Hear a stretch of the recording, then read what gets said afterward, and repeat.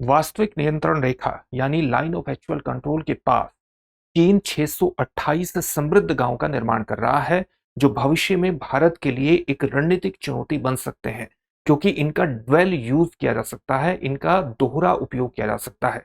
न केवल इनका प्रयोग नागरिक उद्देश्यों के लिए किया जा सकता है, बल्कि सैन्य उपयोग में भी ये कारगर हो सकते हैं। इसलिए भारत के लिए एक बहुत बड़ी रणनीतिक चुनौती भविष्य में बन सकते हैं। भारत इस रणनीतिक चुनौती का किस प्रकार से सामना करेगा, चलिए इस वीडियो के माध्यम से जानने की कोशिश करते हैं। सबसे पहले कुछ बेसिक चीजें जान लीजिए। आप ये जानते हैं कि भारत और चीन के बीच सीमा विवाद है।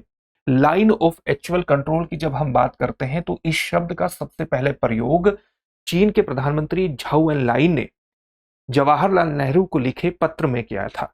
तब भारत ने इसे स्वीकार नहीं किया था। 1962 में भारत और चीन के बीच विवाद हुआ और उसके बाद बहुत समय बाद जाकर के 1993 में आप कह सकते हैं कि भारत के द्वारा पहली बार लेक की औपचारिक स्वीकृति हुई, जब भारत और चीन के बीच 1993 में पीस एंड ट्रैंक्विलिटी समझौता हुआ।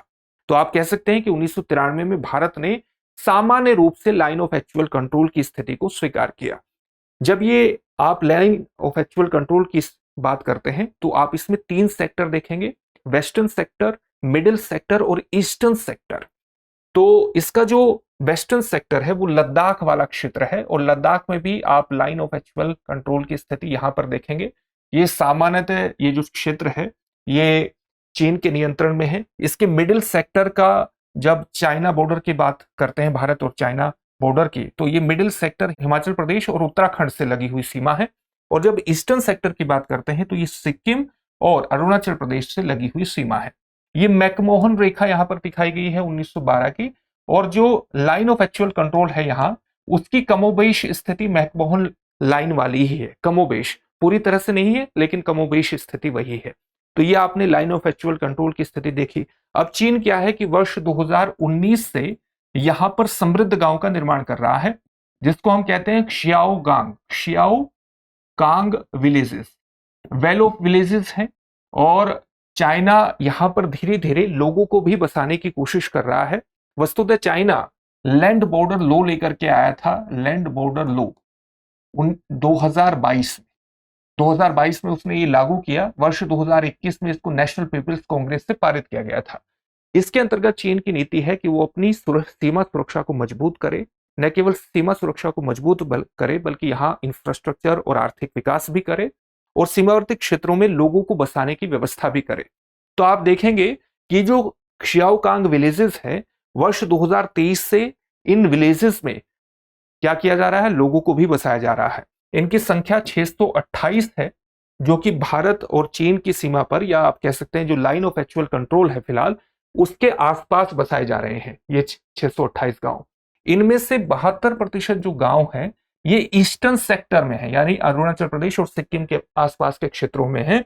और 72% मतलब लगभग 450 गांव, और इनका भी जो 90% है वो अरुणाचल प्रदेश की सीमा पर है।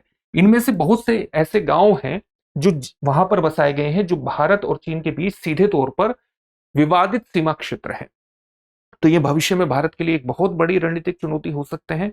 भारत इस रणनीतिक चुनौती का सामना किस प्रकार से कर रहा है ये जानना आपके लिए बहुत इंपॉर्टेंट है, उसको हम जानेंगे।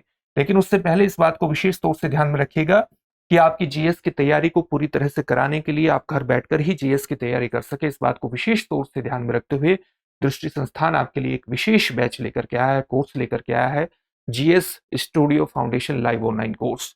ये मात्र 34,999 में आपकी जीएस की तैयारी को मात्र 14 महीने में ही पूरा करा देगा। और उसकी सबसे खास बातों में शामिल है कि इसको करने के बाद, इस कोर्स को करने के बाद जब आप दृष्टि संस्थान की किसी भी शाखा में जाएंगे और वहां जीएस फाउंडेशन ऑफलाइन बैच में एडमिशन लेंगे, तो ऑफलाइन बैच में एडमिशन लेने पर ये सारी फीस वहां पर एडजस्ट हो जाएगी, यानी ये कोर्स आपको फ्री में पड़ जाएगा।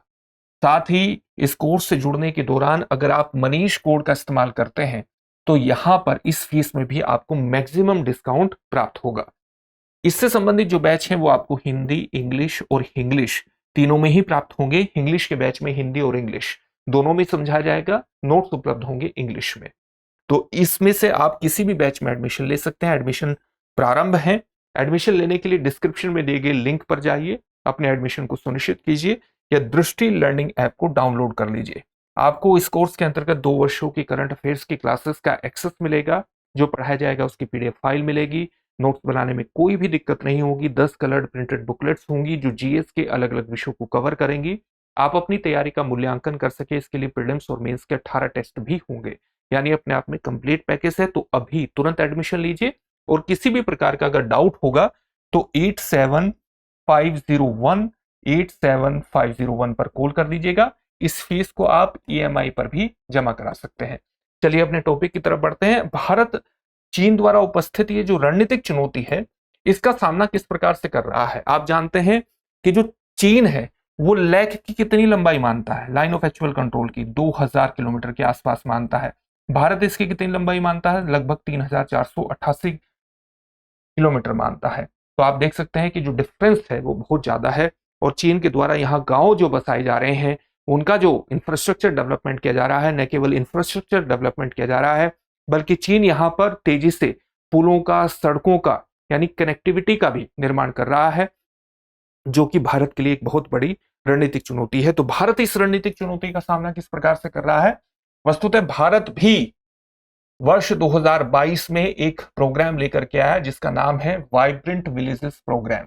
इस वाइब्रेंट विलेजेस प्रोग्राम के तहत बॉर्डर के पास स्थित 663 गांवों का इंफ्रास्ट्रक्चर और बुनियादी ढांचा और आर्थिक विकास किया जाएगा, यानी उन गांवों को आधुनिक बनाने की कोशिश की जाएगी, आधुनिक मानकों पर विकसित करने की कोशिश की जाएगी, और इन गांवों को पर्यटन क्षेत्रों के रूप में भी विकसित किया जाएगा। 663 गांव जो कि यहां बॉर्डर पर स्थित है।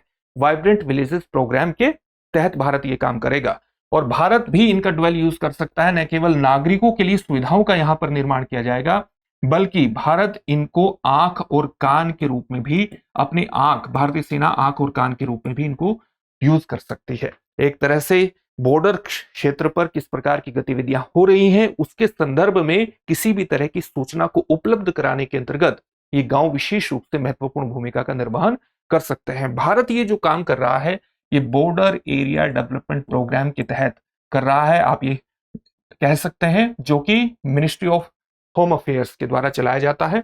और इस कार्यक्रम की शुरुआत भारत के द्वारा 1986-87 में की गई थी, और ये कार्यक्रम भी भारत के जो बॉर्डर क्षेत्र हैं वहां पर किस प्रकार के विकास की बात करता है, वहां पर एग्रीकल्चर के विकास की, शिक्षा की, स्वास्थ्य की, बुनियादी ढांचे के विकास की बात करता है, ताकि वहां पर स्थित जो गांव हैं, वहां के जो लोग हैं, उनकी आजीविका के बेहतर अवसर क्रिएट करके उनको मजबूत बनाया जा सके। इसके अलावा आप जानते हैं कि जो बॉर्डर रोड ऑर्गेनाइजेशन है, जो बीआरओ है, वो लगातार, चाहे भारत का ये ईस्टर्न सेक्टर हो चाहे वेस्टर्न सेक्टर हो, यहाँ पर अलग अलग परियोजनाओं का विकास कर रही है, तेजी से उन परियोजनाओं को विकसित कर रही है, सड़कों का निर्माण कर रही है। बॉर्डर क्षेत्र पर बहुत सी परियोजनाओं को उसने पूर्ण किया है। न केवल सड़कों का निर्माण किया जा रहा है बल्कि तेजी से पुलों का भी निर्माण किया जा रहा है।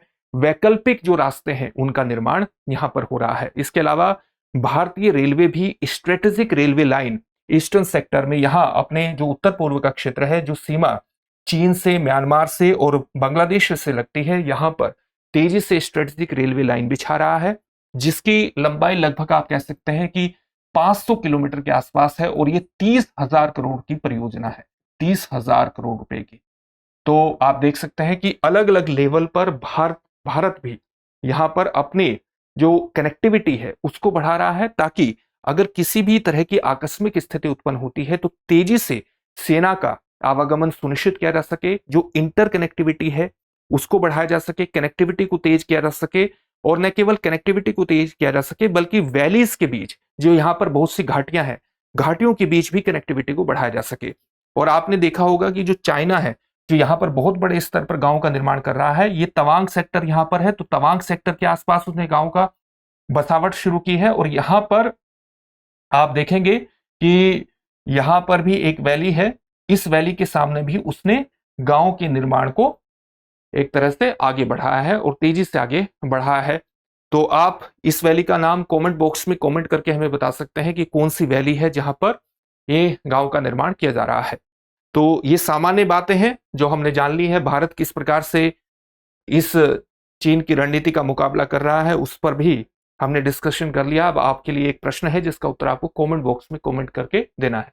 भारत ने सीमा गांव के विकास के लिए कौन सा कार्यक्रम शुरू किया है? आपके सामने ऑप्शंस हैं: smart border programme, border smart scheme, frontier development mission या वाइब्रेंट विलेजेस प्रोग्राम? इस प्रश्न का उत्तर कमेंट बॉक्स में कमेंट करके जरूर दीजिए।